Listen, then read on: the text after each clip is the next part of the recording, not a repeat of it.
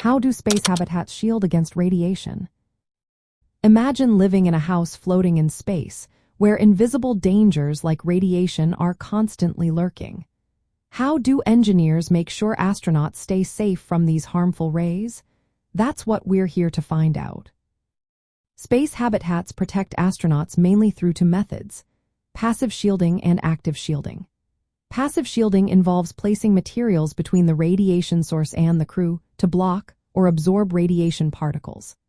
Common materials include substances rich in hydrogen, like polyethylene and water, because hydrogen atoms are great at slowing down charged particles without creating secondary radiation.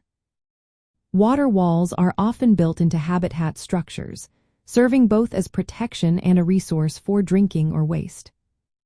On planets like Mars or the Moon, natural materials such as regolith, which is loose soil or rock, can be piled over habitats to act as a natural shield. For example, covering a habitat with more than 2 meters of Martian soil can cut down radiation exposure significantly. Aluminum, used in spacecraft structures, provides some protection but is less effective than hydrogen-rich materials because it can produce secondary radiation when hit by cosmic rays. To make shielding more efficient without adding too much weight, engineers use layered designs. They combine different materials like polymers, water, and structural elements to create a multi-layered barrier that maximizes protection while keeping the habitat lightweight.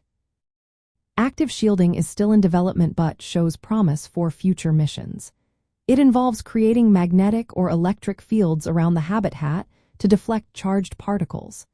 Magnetic shielding uses powerful magnets to mimic Earth's magnetosphere, bending the paths of radiation particles away from the habitat. Electrostatic shielding uses charged fields to push away radiation. These systems are still experimental but could be very useful for deep space travel, where radiation levels are much higher. Inside the habitat, astronauts can also add localized shields. For example, lining crew quarters with polyethylene or placing water containers around living areas can reduce radiation doses by about 20 to 37%. When astronauts go outside the habitat for spacewalks, they wear special suits and vests designed to protect them from radiation. In the end, protecting space travelers from radiation involves a mix of layered passive materials and emerging active systems. Combining these methods helps keep radiation exposure as low as possible, making long journeys through space safer for everyone on board.